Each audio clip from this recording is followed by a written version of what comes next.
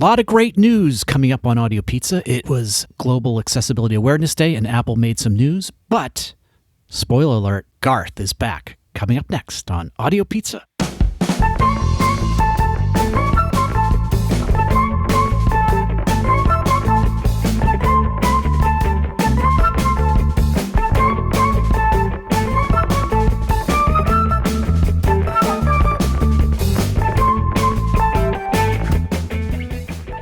Hello, Kayaker here, broadcasting from the beautiful Northeast. Got a great episode coming up, but most important, I'm going to break protocol, and I am going to send it to Australia. Down under, in the, I think we're calling it the outhouse, Garth's new studio. No, not Garth, how are you? Welcome back.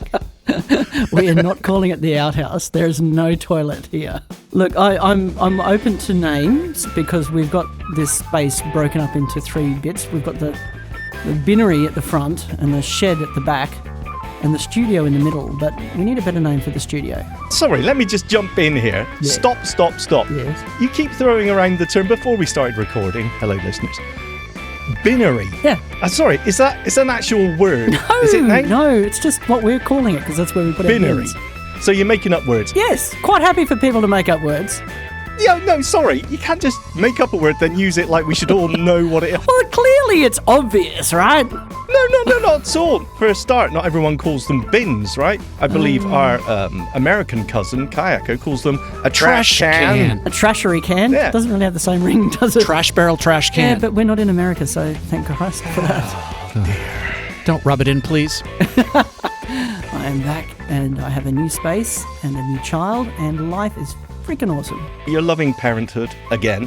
I'm loving my child. I'm not loving the lack of sleep, and if I'm a bit delirious during the episode, then you'll understand why. The lack of sleep, the relentless wake, feed, change, not necessarily in that order. Who knew that was going to happen though, Garth, right? I mean, it must have come as such a shock. 20 odd years ago, that didn't happen, surely. Is that how it works? It did, but you're also 20 years younger. I was a lot younger, yeah.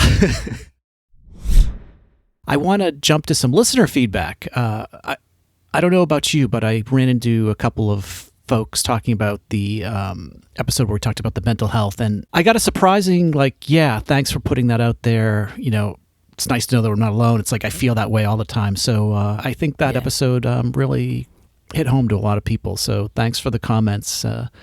And I think we underestimate how people feel and deal with this day to day. And sometimes it's good to get off the tech side. Shout out to say that was a great episode. Yeah. I didn't listen to the edit, but I listened to the raw Zoom audio. What are you saying, Garth? Are you saying because I did the edit? No. I just listened to that before it was out. So okay. Couldn't be bothered listening to it twice. The 12-inch version. Right. Yeah, exactly. The long version. The long play.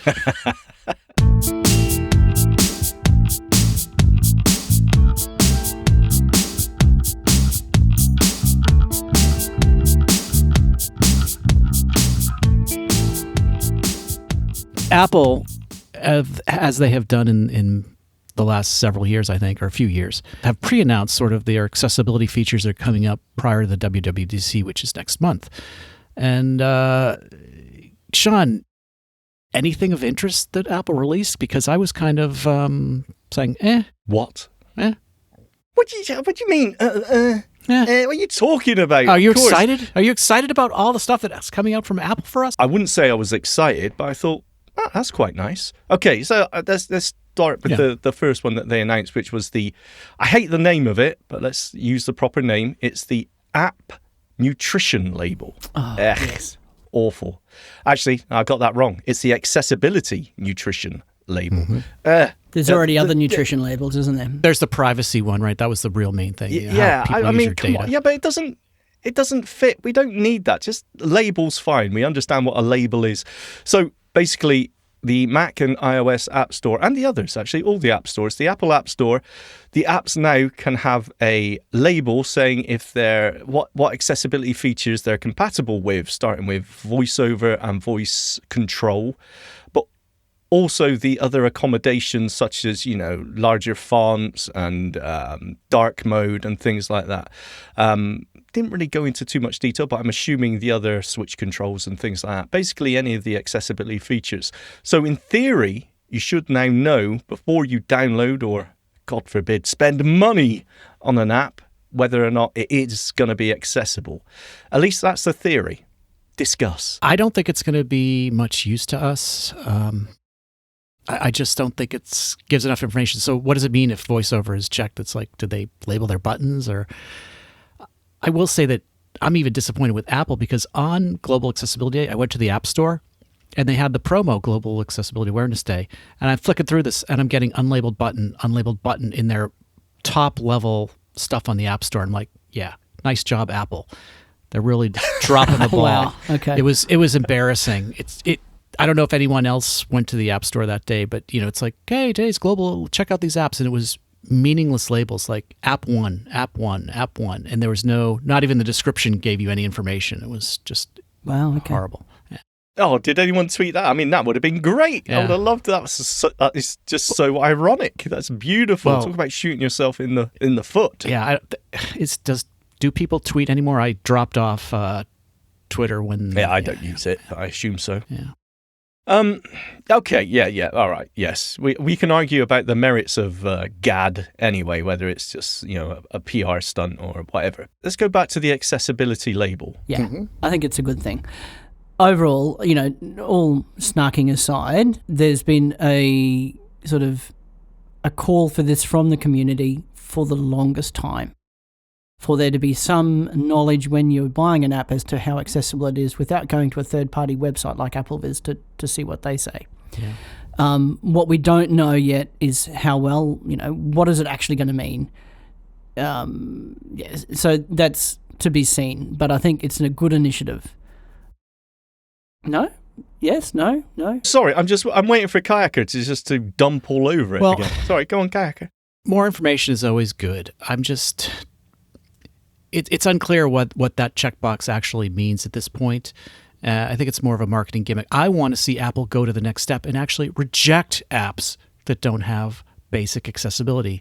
And you're going to say, oh, what's that? No, yes, not all apps can be accessible. I understand that. You're not going to have your video games apps accessible. All I'm asking is, will it pass the accessibility checks that are built into Xcode so to make sure that things are labeled properly? So there is no reason why we should ever see an app that has a button or an unlabeled component that's a standard Apple control. That's just unacceptable in today's modern computational computer science era, period. Would an element that's labeled as button fail the inbuilt Xcode? Yes, because checks? If someone actually typed the label button, yes, but button is the default name of the control. It's like radio box. So you need to put an accessibility label and mark. If it's marked as accessible and it does not have a specific label that's for accessibility, then yes, it would come up as a warning for that. Yeah, I do agree with you, Kayaker. I think the devil's in the detail here. Yeah, right? Shaun. Well, to an extent. The thing is okay, so Apple said they're going to give guidelines to what they need to do in order to reach these, to get the benchmark to be able to get this label. But we don't know if they're going to police that. We don't know if they're going to check that. Is there automated features in there, as you mentioned, the Xcode accessibility checker? Is there something in there that they're going to run on their side to make sure if a developer says, yes, it ticks all these boxes, does it really? And if it doesn't, what's the policing going to be there? Simply remove the label, or are we actually going to see some action? Because, years ago, the NFB did want to make this a thing, didn't they? Didn't they have a sort of resolution to pass through that they wanted to make all apps accessible in the App Store and some sort of check to go through? Obviously, as you said, Kayaker, you can't have everything, or can you? I think that's an extreme position. Yeah. Well, was the NFB? Yeah, I think this is a positive move because it moves in the right direction. But yeah, how is it going to police and how well is it going to turn out? In practice, honestly, we don't know, but we'll find out. Yeah, well, not to be a little cynical and the grumpy curmudgeon, but imagine if a business or a storefront had a sign that says, "We don't serve your kind." It's like, stay away, blind people, stay away, wheelchair people. does that make you feel good? So you know, there's like, oh, okay, I can't go into this store because they put the sign, or disabled people welcome. It's almost like that. It's like if they're labeling their app and saying, hey, we support voiceover, we support switch control, we've got all these features. I think that should be the law of the land, and you shouldn't be allowed to even not do that. So I kind of think it's more of a attempt to please the disabled community rather than a way to actually make change. Does that make sense? Oh, that's an interesting angle. Garth? Yeah, I don't know. I wouldn't like to assume motivations like that.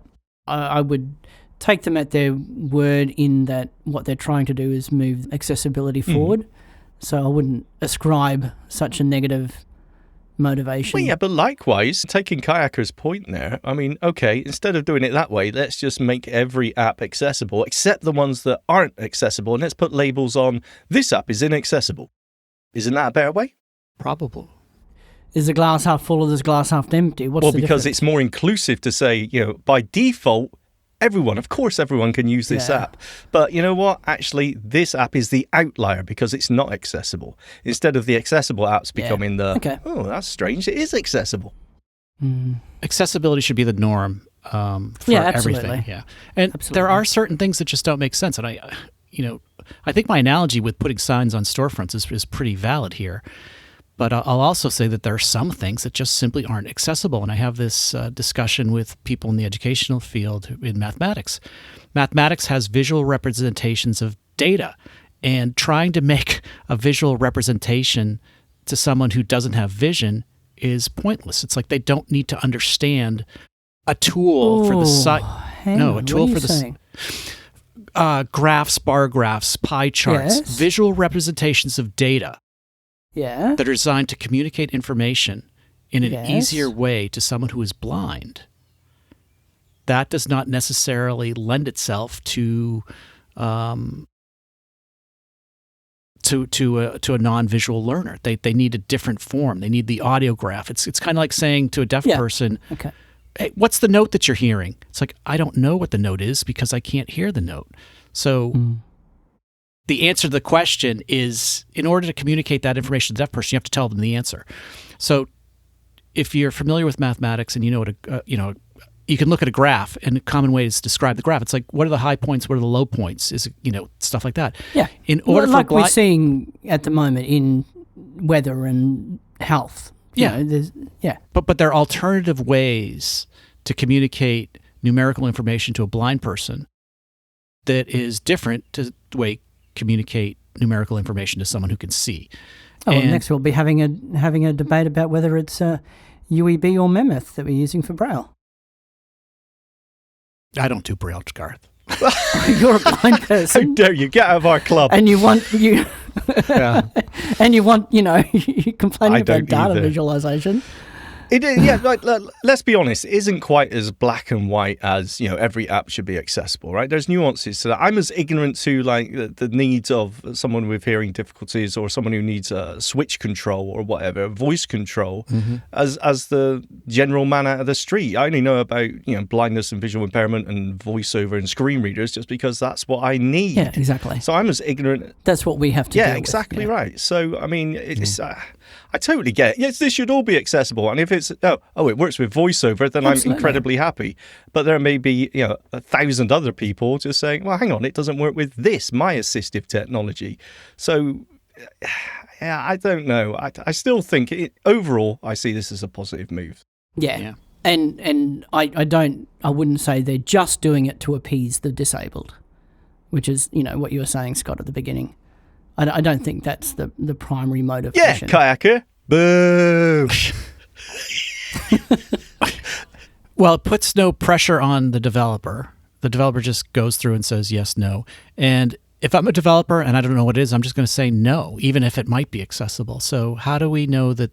Well, I've told this story before. When I was a developer, fresh out of college, and Java was first coming out, Java had a whole accessibility interface to it in their UI components. And I was completely ignorant about that because I didn't know what it was. It's like they had accessibility labels. Yeah. So I didn't know what to do with that stuff. And I just ignored it. And had I known, I would have done it.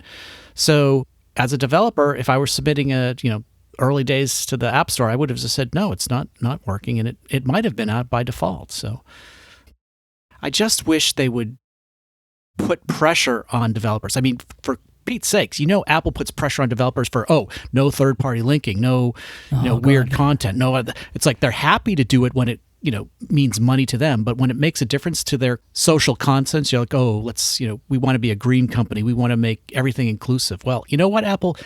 Put your power where your mouth is, and force it on the developers. You have control over the App Store. Make it a requirement. You've got terms and conditions. Go the extra mile. Do it. That's my philosophy, damn it. Wow, Kayaker, going for CEO of the NFB there. Well, speaking of which, we've got the conventions coming up. So if you're an NFB and ACB, talk about it in your chapters. I mean, this is real stuff. This is where I think these types of organizations can make a difference. Yeah, no, you are right. Okay. Oh, wait, Shaun, what was that again? On that singular point, yeah, you were right. Okay, they could do more.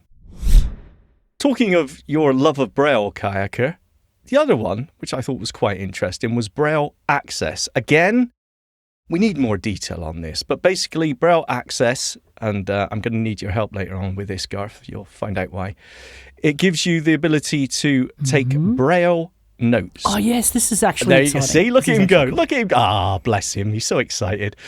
So a Braille note taker, and also the ability to use, what do you call it? Nemethith math? Yeah, that's exactly what I thought. I have no idea what that is. But I don't know if this is a standalone app, Braille Access for taking Braille notes. I don't know if it's a standalone app or if it's part of BSI, the Braille Screen Input, since in iOS 18 where they added the commands, which everyone seems to absolutely love. But I've heard a lot of excitement about the Braille Access feature as well. So basically, what I understand is that now on the iPhone, they are going to support BRF files, which is basically the .txt for Braille. At the moment, you can type in BSI, so you can type in a Braille cell. I can type with BSI and it will, if I type a .156, it'll translate that to a WH. In a different code, I might want that to be something else. That might be a short version of something else. If I'm learning Braille, for example, and I want to type something out properly contracted and send it to someone else to proofread, the system will translate for me and just turn it into proper text. So they can't tell if I typed, for example, the THE symbol followed by an N, or if I typed a TH symbol followed by the EN symbol. Does that make sense?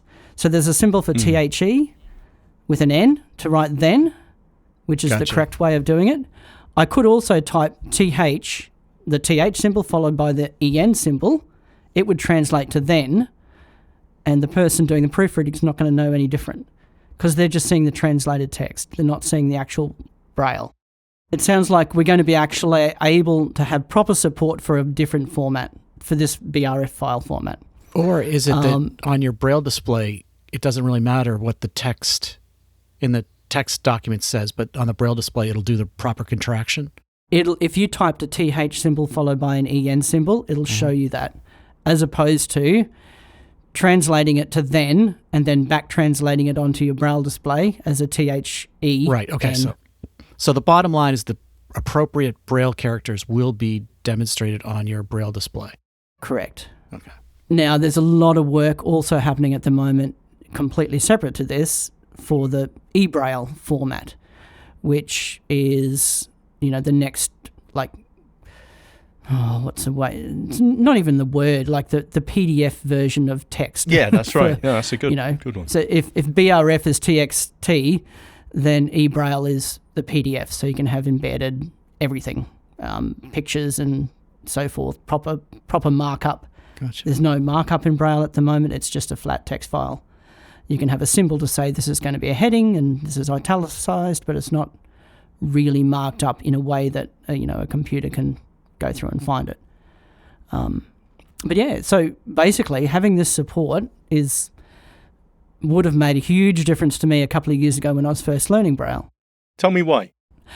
Well, I could send a document. We'll go back to the THEN example. I could have sent that off to my Braille teacher. And like, oh, yeah, see, I can write then.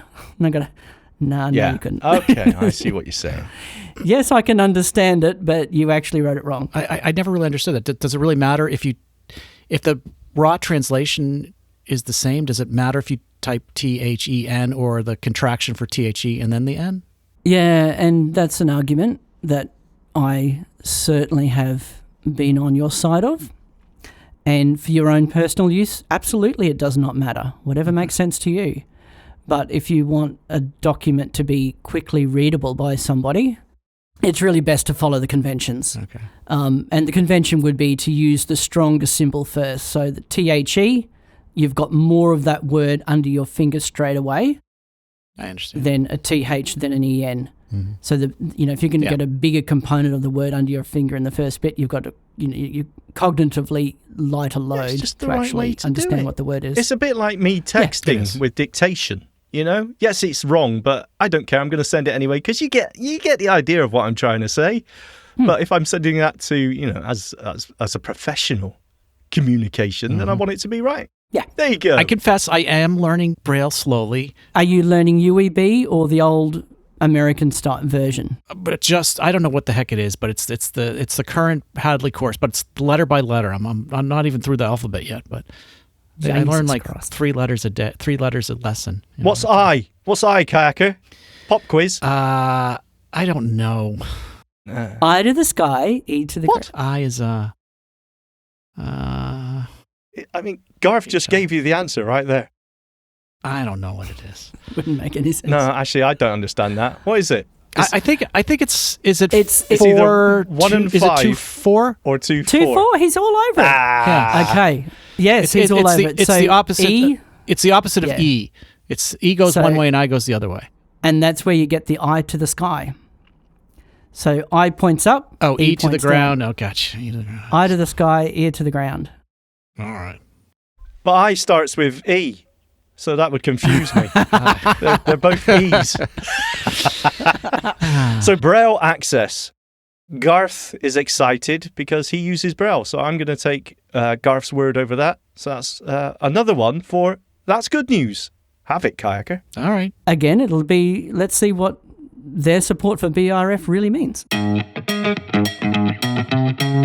My idea for Global Accessibility Awareness Day is that Apple says, hey, we realize that your experience should be as good as the sighted person's experience, and we're going to fix all those bugs that we've introduced over the last 20 years of voiceover, and it's going to work the way we say it's going to work. So no more focus jumping.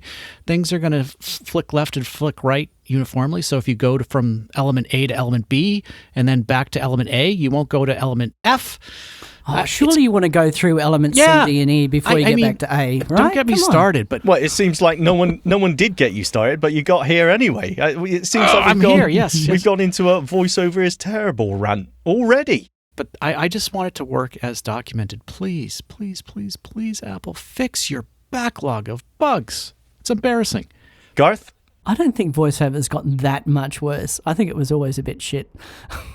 Wow, I wasn't expecting that. Wow. Okay. There's the rock solid defense. I'm still quite like I still choose to use voiceover over Android. Maybe that's the wrong choice. I haven't tried Android lately, but I'm still happy. Whoa. I am very happy on iOS 10. Whoa. What? I'm sorry. Android and voiceover on the smartphone is completely different to voiceover on the Mac. Yes. Yeah, I was just about to say, as I was saying, I also have used Windows extensively, along with OS 10 extensively, like in conjunction. And, what computer do I open up mostly? My Mac, not my Windows machine. Yeah, go on, Kayaker. Respond. Give him a rebuttal. No, I was thinking you were going to respond because you use the PC almost exclusively now and hate the Mac. So, well, that's why I can't really talk about it. I haven't used the Mac in years. I left the Mac when that voiceover volume just kept running away from me and then coming back and shouting in my face. That volume going up and down was just the final straw, and I just left it. But you say that, Kayaker, that voiceover is riddled with bugs, but yet you are purely a Mac man. I am, but that's partially because I've been the frog in the proverbial frying pan that's turned up slowly instead of jumping into the boiling water. I am so used to the bugs that are in voiceover that have been introduced that I find myself working around and knowing what they are. But if I were to stop and think of my experience of what I'm doing each time, it's like the old you guys might remember this movie Meatballs, the Bill Murray. It's like, I'm not going to take it anymore. It's like I am done appeasing and doing these workarounds on the Mac when they should just fix the damn bugs. What are the main things you actually have issues with? Okay, fine. Let's take Safari. I'm navigating within the web page in Safari using VO left arrow and right arrow, and suddenly I'm jumped to the toolbar for no reason whatsoever. Okay, I'm inside the web content area, and I'm leaving that content area and going to toolbar and other commands outside the frame. That happens in mail as well. You're in the mail message, you're in the text of the message, and all of a sudden you're into the toolbar, or you're jumped to the mailbox. Even in mail, the VOJ used to work in mail. Used to be in the mailboxes table. You do VOJ and you jump to the messages table, and then you could arrow up and down the messages. No, your focus stays in the mailbox table. It's these little things that are supposed to work and they're shortcuts for convenience that don't work. It's like they throw in these features, they don't test the corner cases, and they announce that it works. And isn't this great? But you know what? Eat your own dog food, Apple, because it doesn't work. It's embarrassing. Ever since Snow Leopard, when they switched from Snow Leopard to the next version and they changed the software update version, to this day, software update, Apple software updates, navigating that through VoiceOver is hit or miss. That still is atrocious. It's worse than any other one. And that's Apple's product. It's like, do you use your own product? It doesn't work. Oh, well, you seem to have convinced Garth. Oh, no. Look, I'm still happier there, right? I still open my Mac. But there is. I was just, I wasn't telling Scott that, what problem you having there on any. I was saying, what are your biggest things that you. Yeah, but I guess I just feel like a second-class citizen because the analogy for the sighted user would be like all of a sudden your screen goes dark for a few seconds. It's like, what happened to my screen? I can't see any data. It's like that's my volume cutting out. That's my volume jumping from AirPods to the speaker, and it's in my pocket and I can't hear it, or stuff like that. That one's user error.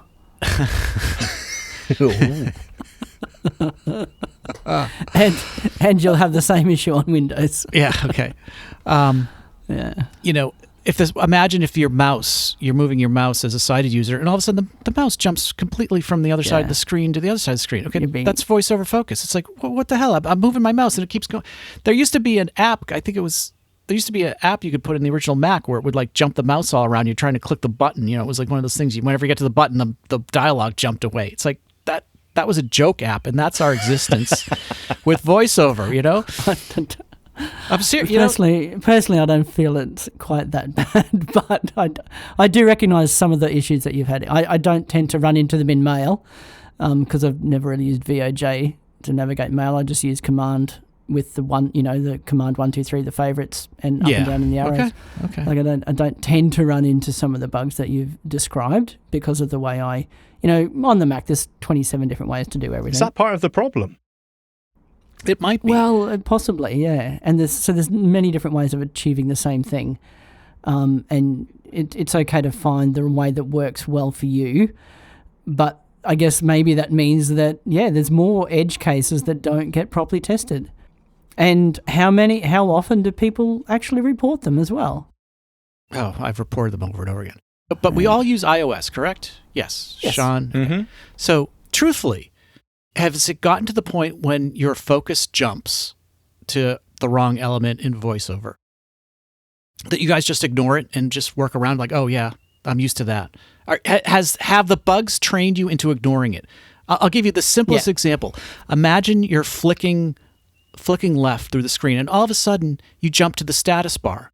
You know, the time and the network and stuff like that. You're not supposed to be able to do that. When you're in the content area, you're not supposed to be able to flick to the status bar. The status bar is a locked item. When you're in the status bar, you can't flick right and get out of it to the main content area.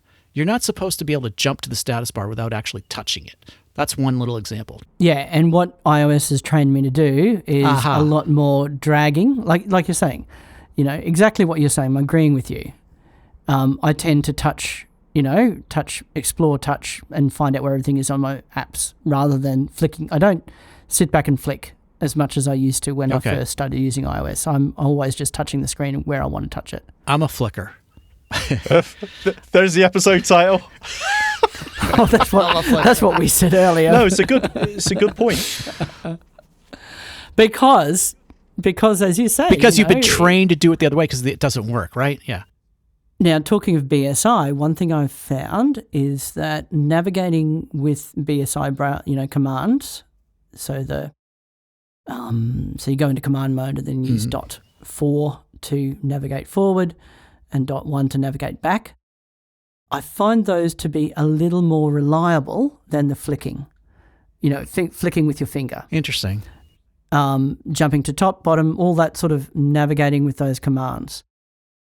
The thing that prevents me from using it as much as I should or could is that I'm so used to not having to jump, not having to navigate through 17 things to get to the thing I want to get to, and just touch at the part of the screen where I want to get to. Mm-hmm. If it's near the bottom of the screen, I'll touch near the bottom of the screen. I don't want to go flick, flick, flick, flick, flick, flick, flick, flick, flick, flick. Because, being a flicker is, I can flick that right off. Well, look, if an app has a tab bar at the bottom, I absolutely go down to the tab bar and navigate stuff. But I'm talking usually you're going sequentially through items. You're reading information. Yeah, and that's what I'm saying. Yeah. Try it with BSI command mode, and you might get a little more of a reliable actual experience. And I think that's possibly due to how well we flick. So it's how the gestures are being You're recognized. holding it wrong, Kayaker.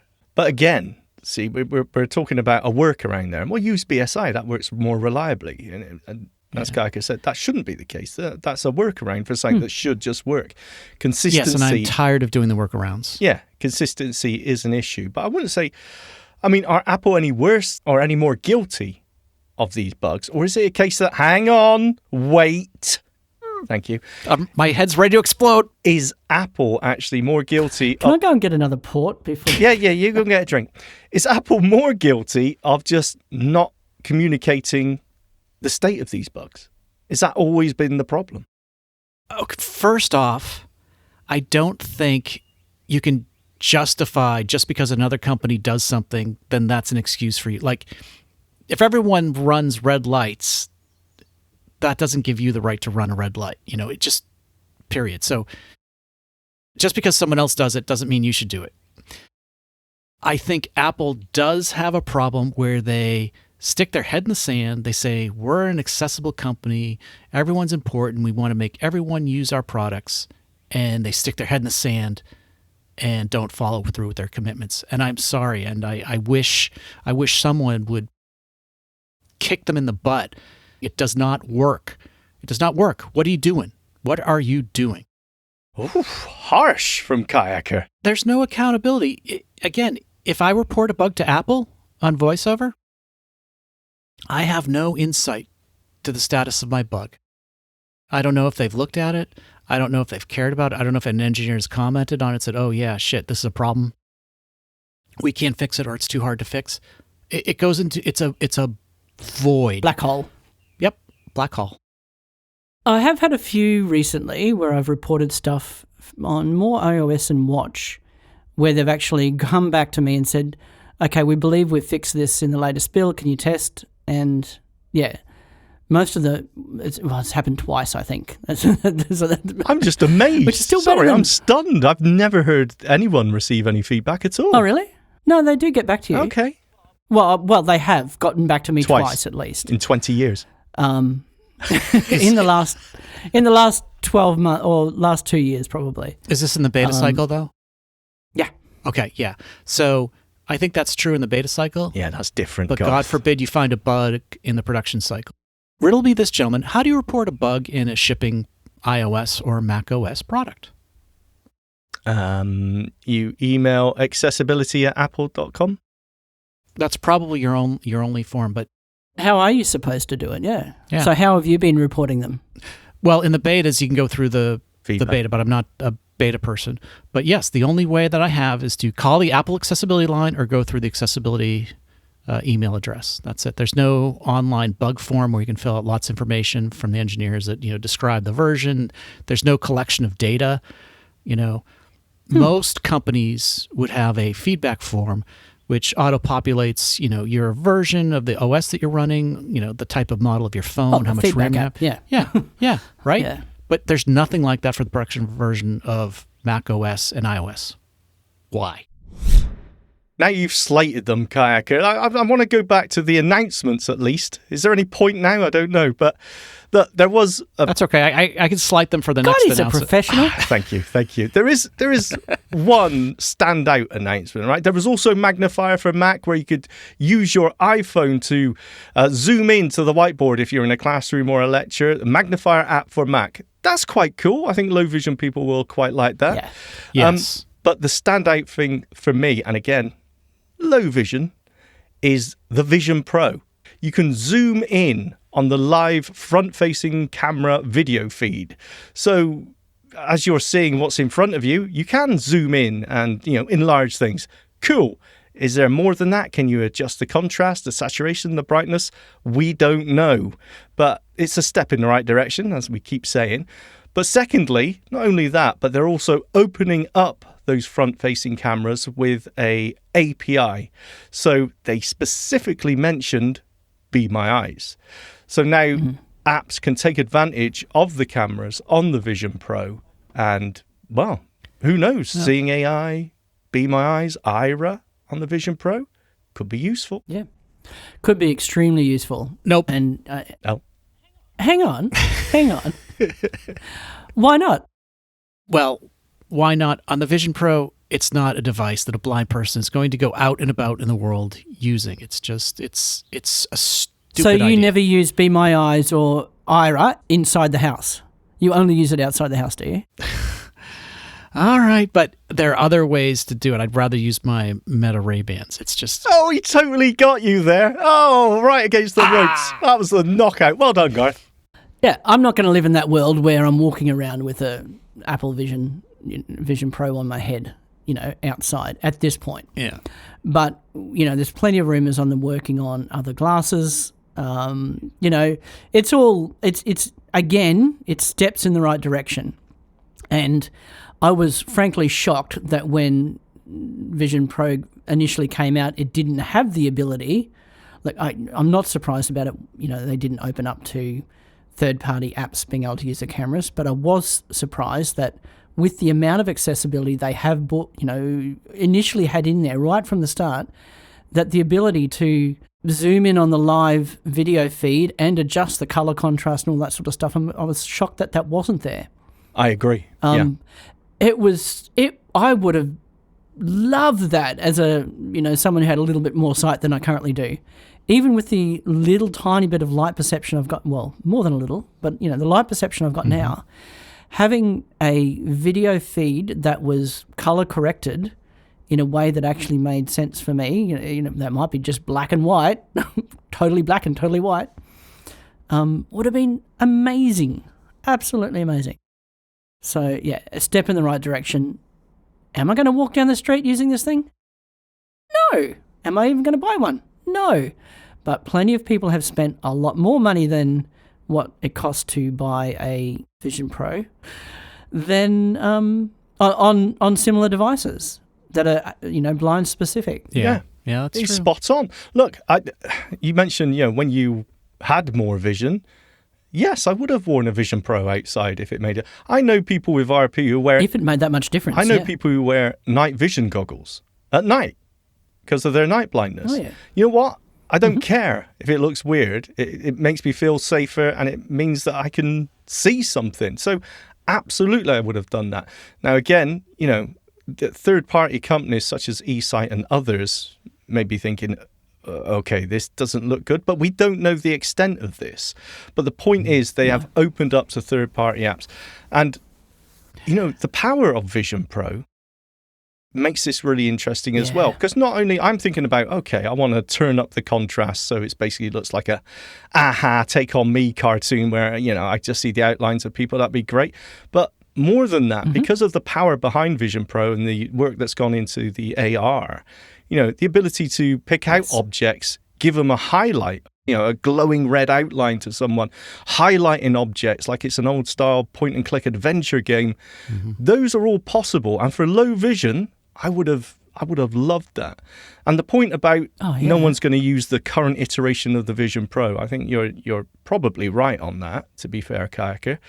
But I think, the current Vision Pro is very much a proof of concept. And as Garth said about the rumors that are flying around, Vision Pro Air, Vision Pro Lite, whatever it's going to be, when those do hit, and they definitely are going to hit at some point, the next, the Gen 2 Vision Pro, then we may become more interested in this stuff, especially for low vision. And it might be Gen 4 or Gen 5 before it actually becomes something that we want to pick up. But it steps in the right direction, and some pretty significant ones, I think. Yeah, I think if Apple comes out with a glasses similar to the Meta Ray bands, then I think opening up the camera to third-party apps would be a huge win. As Shaun said, I just don't think that the Vision Pro today is the right format for a blind user, because so much of the hardware is focused on the screens and the vision. If you are low vision, maybe, but I still think it's a bit of a bulky device for sort of an outdoor real-world type of situation. Yeah. I'd sort of reframe what you're saying there and say, so much of the hardware is stuck right on top of your freaking head, which is the main problem. Yeah, it's not cool looking. It's not gonna, and it restricts you in other ways. Whereas right? the eSight is, I don't know. That's a sexy look, is it? No, my white stick covered in dirt and mud and God knows what else is a sexy look. It's very sexy, man. Let's make it. Let's bling that cane and own it. No, look. There are so many people in our community, and I'm not there myself, but I can understand the perspective. If you got an Apple version of Meta Ray-Ban, right on it. Do not want to have their stuff on Meta to save themselves. Scott, I'm frankly shocked that you are happy to, given your your hatred, absolute refusal to even go on WhatsApp. But you've embraced the no. Ray-Ban. It was a conscious decision, and there's only one account. It was a conscious decision. That's what I'm saying. Yeah, but I mean, make our lives terrible for your convenience. It was a very difficult decision to go with the Meta Ray-Bans, and when they switched to Meta AI and changed their privacy policies, I'm like, but I will confess that since I was in the original Meta Be My Eyes beta test, I was a participant in that. I am actually using a test account, so it's not even tied to me in any way, shape, or form. So that's that makes more sense. Now I understand why you've succumbed to the... It's a test account, so... that's still logged in with the test account. So until they take that away from me, there's no. And what are you going to do at that point? When they do, well, then I will. I when I first got them, I do have just a Meta account, but it's not active right now. So, but it's not tied to Facebook. It's not tied to anything else. The only time it's used is with the. See, I just wouldn't trust Meta to not tie it to everything. Yeah, without just assume they're just tying it into your life. Yeah, and this is where this is where an Apple version of it would be. Thank you very much. I'm all on. Well, I've heard from other people that Meta has done a lot of polling and surveys about their perception of privacy. And it's kind of interesting that they're aware of their reputation, and they're trying to correct it a little bit, but I don't think they can. And the last stuff that they're trying to correct the reputation or trying to correct the behavior. I think they're trying to spin their reputation to make it more privacy centric, but I don't think it's. That's how they make their money, by our data. A little bit too little, too late. It doesn't matter, and to be honest, I don't care anyway. So I'm part of the problem myself. I just don't care. Take my data. It's boring. Since we're talking about the Meta and stuff like that, the Ray-Bans, I will say that part of Global Accessibility Day, Meta did announce that they are rolling out a new accessibility feature. I don't know if you saw this go by. That is descriptive. What do they call it? Descriptive responses, I think, is the term that they use. So coming out in the next month or so, there's going to be a new checkbox under the accessibility option for your glasses that's going to say descriptive responses, which gives you much more targeted information for blind users. Nice. No. No? No. Why not? Available in the USA and Canada. It should be available absolutely now to 25% of the users and rolling out after that. Here in the EU and Australia, forget it. Whenever. You'll get it when you get it. This already exists. I can do this right now. Look and tell in detail. That's what I say every day. Yeah. Look and tell in detail. The point of this is I no longer have to say in detail. It just turns it on by default. So when I take the dog out for a walk... Is that the only difference? As far as I can tell, yeah. Yeah, it just makes it gives you the detailed description every single time. So if I'm taking the dog out for a walk, I tried it out the other day. Look and tell. And it say, a dog on a leash. That's it. Boop, boop. Follow-up question. If I say look and tell in detail, you're walking in a lovely-looking, peaceful park with dappled sunlight bursting through the trees and things like that. Okay, kind of. I want something. That's the bit that gives me the shits. I know. I want something in the middle. Don't tell me it's a peaceful-looking park. Yeah. I don't want your opinion. 3 people were murdered there in that park yesterday. You don't know. You don't know me. I'm living in the hood. You can tell me the grass is really green if you like, but don't tell me it's a peaceful-looking freaking park. Yeah, I agree with you. Just the facts. But you see, that's the difference to me. That you said it there, Garth. That's giving it emotion, right? And people love that when they talk about AI, but I don't. I just want more details. All right, I want the path. Can you see anyone in the behind me, in front of me, or wherever? In the path. What? The path. I want the pathway. Is there anything on the path? Is there? I want more detail than just you're in the absolutely. park and things like that. So there's something in the middle, like more object orientated detail rather than it looks lovely, but. Hey, look, I'm being a bit harsh because I don't have access to this feature, but I've got I'm 99% sure that it's basically that. You no longer have to say in detail. It just presumes that you want that. Well, you want in detail, yeah. But, just another sort of side tangent. How often have you guys suddenly found yourselves in a cozy looking room now? Like, I was never in a cozy room before, but now I'm always in a cozy looking room. It looks very homely. No, I'm in a bit of a messy, disheveled room. That's dear. Someone needs a cleaner. Is that what it actually says? Yeah. It's a bit messy. Wow. Do we need scatter all over the place? Yeah, maybe. What? Sounds like we might have to. No, everything's cozy. I don't know. Everything's cozy, apparently. Yeah. Okay. I've recently had to keep shouting at all of the AIs, by the way. Gemini, Copilot, ChatGPT. Mm-hmm. Every time I have a conversation, please, for the love of God, don't ask me a question at the end of your answer. Are you going to try that out, Shaun? Oh, what do you feel about that, Shaun? That sounds great, doesn't it, Shaun? Don't ask me a question. Apparently, I'm burning up billions and billions of dollars every time I say thank you to you and you respond. But you want to carry on the conversation. I just want the answer and then shut up. Why doesn't it remember? I'm so busy. Wait, I'm actually paying 20 quid a month now for Copilot. Me! I don't pay for anything. This is ridiculous. I am as tight as anything. But so why Copilot? I love Copilot. Because I'm using Windows all the time. Yeah. I just find it so incredibly useful. For example, I was cleaning up my network, right? I got 3 laptops and they're all connected so I can jump on from the house into the shed one. Shed one is my main one. It has the Dropbox on it. It controls all that. But on all the other laptops, I've got Dropbox on as well and, internal storage, and it was just getting confusing. One drive, one computer to control all my uploads and downloads to Dropbox, and that's it. And I share that drive across the network. So all the other computers just grab it and put stuff on there and it handles itself. Sounds good. Much cleaner. I could not remember for the life of me how to set up a mapped network drive on Windows. So Alt space, hey, tell me how to set up the network drive. Okay, go to File Explorer. Okay. And as it's telling me, I'm doing it, and I'm having a conversation with it. It's just like having someone there, just like doing a technical support call. Absolutely fantastic. And for things... Someone actually knows what they're doing. Yeah, well, mostly. Mostly, okay. Trying to change, the download folder.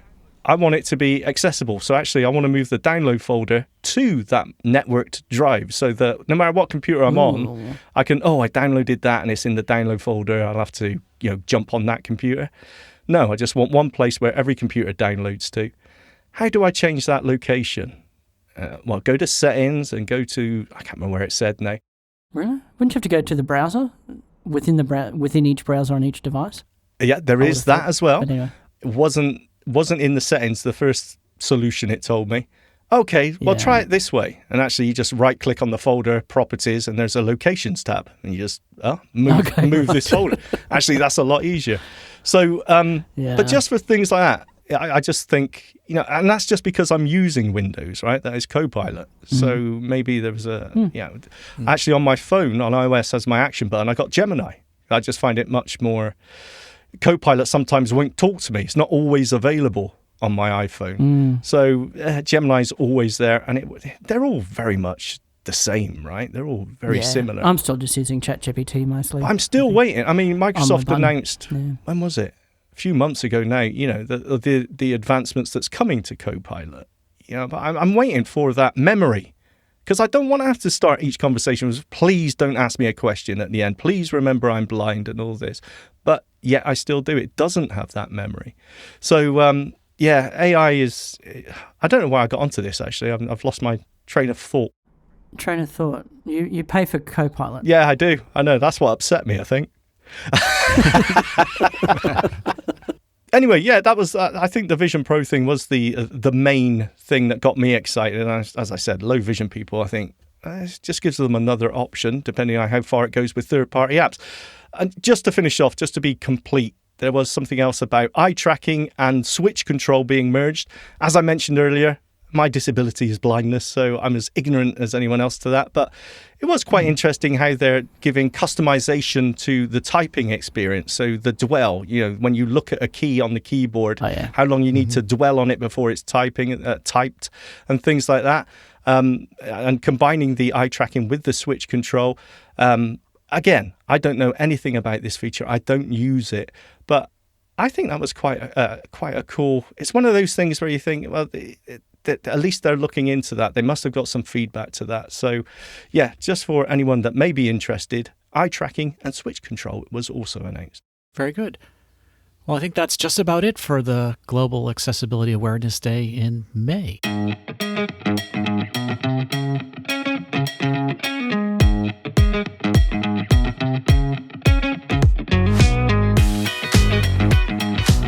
Shaun, we had some listener feedback, and you actually referenced one thing a minute ago regarding the use of the action button on your iPhone.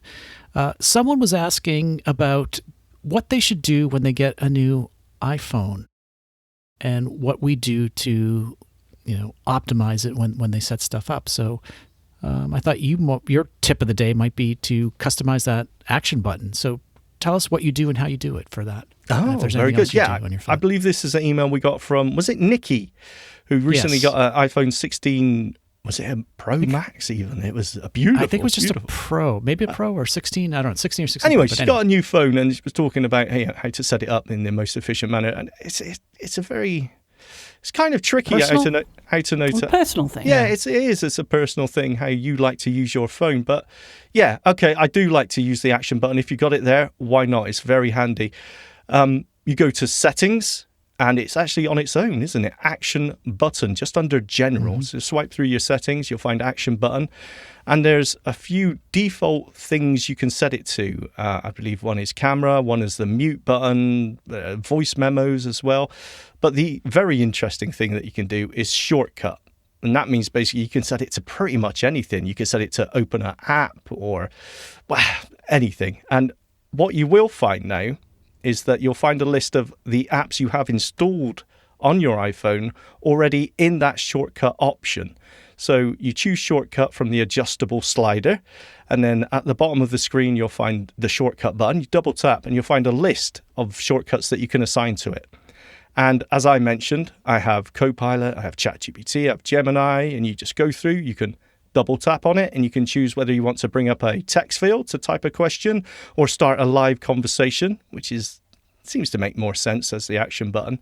And that way, whenever you hold down the action button for a second or two, it will simply start up the app in a voice conversation. So on my left-hand side, the action button is where I hold down for a Gemini, and the right-hand side, the side button, is for terrible, terrible Siri. But you can assign it to do pretty much anything, record a voice note or things like that. I find the action button really useful. What a great tip. Is there anything else that you do when you first get a new phone, Shaun? Yes, I will tell you. And this may be, as Garth said, it's a personal thing, and this maybe shows my OCD. I need to arrange everything into folders. I mean, that may take me 2 hours. I need to arrange. I have a set of folders on my home screen, and that's it. No multiple pages. I pick up Sarah's iPhone, and there's about 15 pages, and everything's all over. And there may be a folder there called games, but there may be games all over the place as well where she hasn't put them in. Drives me crazy. Where's this? I don't know. It's on there somewhere. I don't know where that app is. You'll find it. Yeah, yes, but that's not reliable anymore. So I have a social media folder. I have a communication folder. I have a shopping folder, smart tech, wearable tech. I have audio. I have TV and video. And every app is put in its folder on that screen. I just like organizing. It may go back to my days before Windows to DOS when I had the separate folder structures. But if it's not everything in the right place, it drives me absolutely crazy. And I just think it makes it easier to have it organized like that. And it just makes it easier to find. Of course, there's the app library, but I've never got into that. I never got into use that. So I think just, you know what? Take your time. Go into the edit mode on your iPhone. Have a play around with it. The drag and drop feature works really well now. It was a little bit flaky at the start, but it does work really well. If you slide your finger up or down on the home screen, you can go into edit mode, double tap, and then when you're on an app, let's say, you can swipe up and down and get the various options. Slide your finger up and down on the home screen. Sorry, did I say up? Swipe up and down. Yeah, swipe up or down. Swipe up or down, and you can hear edit mode or activate, I believe the defaults are. Yes. In edit mode, you can choose the different things such as, delete or remove or drag, add to drag session. So I can drag, Facebook or Multiple Mona things, or add them all to the drag session, and then you move them to wherever you want them. And I just think that's essential for me. Yeah, I will say that that's probably an area that Apple, I will commend them for. They made the interface for dragging and dropping stuff much more convenient when they gave us action commands for that, rather than having to sort of drag and go to the edge of the screen and screen flicking. That was always possible, but it was tedious. Hit or miss. It was hit or miss. It's like all of a sudden you flick 5 pages instead of 1 page, and it was hard. I was so glad. It's when you had to pick up an app that was on, or an icon that was on the left side of the screen. Yeah, and it kept dinking. And you want to drag it to the page before so you have to drag it to the left off the screen. It's like, I haven't got enough space. You just had to put focus on the left-hand side and then double tap on the right-hand side. Yeah, and then drag it to push it across. Yeah. Kids today. It was always doable. It was just super tedious.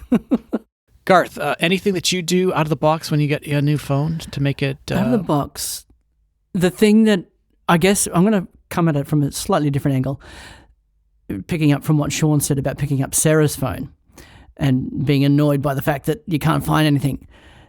When I get an iOS device that I haven't customized the commands on, like when I pick up Geordie's phone and I can't do a 2-finger triple tap to paste the copied text, it drives me crazy. Or I can't do a 4-finger swipe down to go to the next heading. Drives me crazy. So that's the first thing, is a couple of commands, and those are the two that I really like to have done. So the ability, you can copy last phrase to clipboard and go and just paste it somewhere really easily with in my case, a 2-finger triple tap.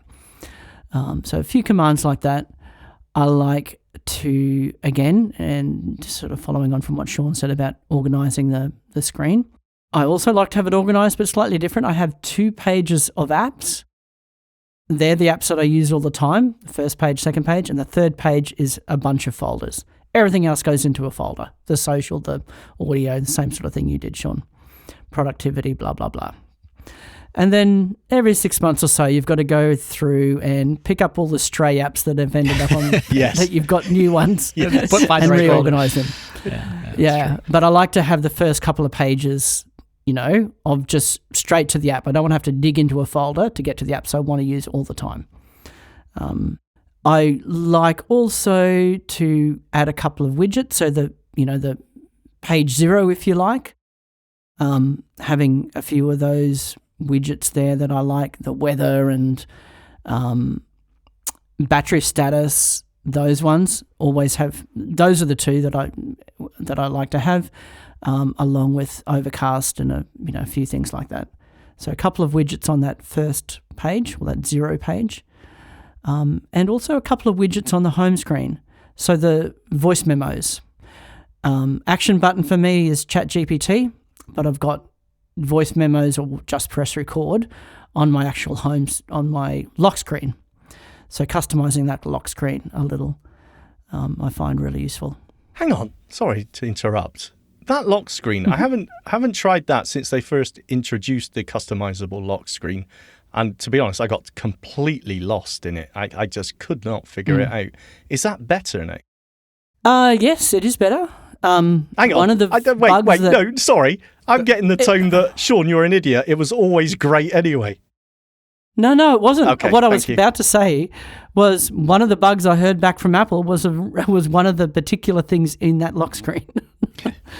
There was a particular, I can't remember what it was now, but you'd get into a point where you couldn't get out, progress with the customization. Yeah. And that was one of the ones where I reported it, and I heard back from them saying, "I believe this is fixed now. Can you check that your use case is fixed?" And it was nice.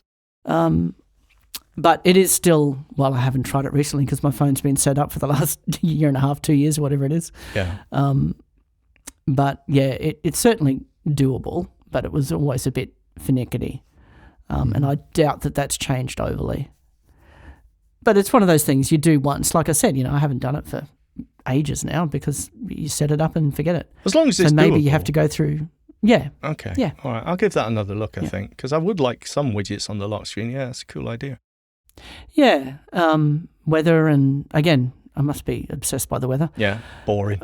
Which I'm not compared to a lot of people, but it's nice to just have it right there. Boring. And just press record and so forth. Yeah. Cool. Okay.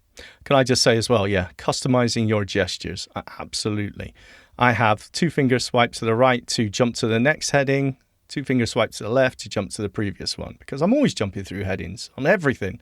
Yeah. And just having that there. And like you say, you pick up another phone and, all right, swipe. Oh, no. It's broken. I've got to go to the rotor and, oh, no, this is awful. So, absolutely check that out. Where is that, Garth? That's in settings, accessibility, and voiceover commands. Commands, that's it. Voiceover. Which gives a list of all the gestures, and you can reassign those gestures. So I think there's a couple. I do the same thing. And there's some commands that I never use, like the 2-finger swipe up, for example. That's like read from top of document. So if there's some features that you don't use, you can reprogram those gestures to something that you can. And I think you hit on some of the most important ones. Paste is very convenient. I also have the describe element under the voiceover cursor, because sometimes there'll be like a blank item and I'll do a gesture to just gives the description of it. It's almost like an image description. It's more advanced. It doesn't always work if image description is on. So it doesn't matter what the element is, it'll describe that. Jumping to the first item on the screen and the last item of the screen is sometimes convenient because it jumps to the back button or the... That one's the default one, though. Yes, maybe it's the bottom one. I forget which one. One of them's not the default. So 4-finger touch on the top of the screen and 4-finger touch on the bottom of the screen are the default actions for that particular jump to first and last element. Yeah, I use that all the time. Okay. And tap in the middle says group or something. It gives you a description, a summary of the element you're on. Yes. That's a 3-finger tap. I don't know. I've only got 6 fingers. If you've only got the 4-finger touch is either jump to top or bottom. And if it'll just pick one, whichever one it's mostly whichever one you happen to be, it'll pick one of those two. Yeah. But the bottom line is look for the commands that you don't use or never use, and then go through the list of commands that you can set them to and pick the ones that you would like. And I'm sure you'll find things that you use that are personalized, whether it's the cut, copy, paste, select all, whatever it is. Just find something that works for you. That works for you. And you can customize it. And then when you pick up someone else's phone, you'll go insane because it's like, why isn't this working? This is awful. So what about you, Kayaker? My tip is obviously I switch my voice right away.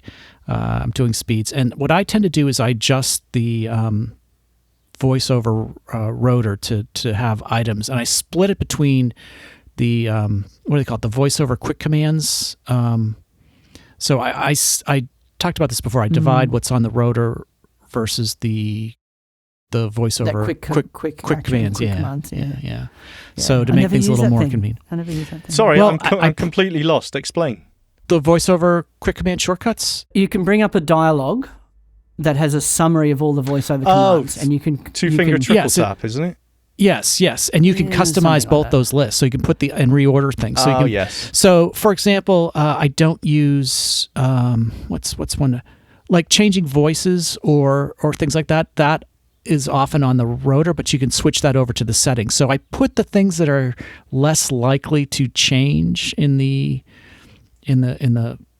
list, and I keep the things the quick commands, and I use the things that I change most often in the rotor. In the rotor, cleaning up that rotor a bit. Yeah. And I will say the one thing that I definitely put in the rotors is the live recognition, because that's the fast shortcut to bring up the magnifier app, so you can look for like doors, scenes, people, that type of stuff. I find that if it's in the rotor, it's real easy to get to and just invoke pretty quickly. So that's what I like to do. And if you've got a Pro, then that's a good thing to have there. Yeah. Because you'll get that much more functionality out of that. Still freaks me out, by the way. I see a sofa and it's empty. I love that. That's great. I still haven't used it on a bus because I don't use buses. But, finding that empty seat, I'd love to try it on that. That's so cool. So I think those are sort of the things that I do. And I'm with you. I'm more in the Garth camp. I have apps on the first couple pages, then folders after that. Well, you're a disgrace. That's the correct way to do it. No, it's not. Yeah. Awful.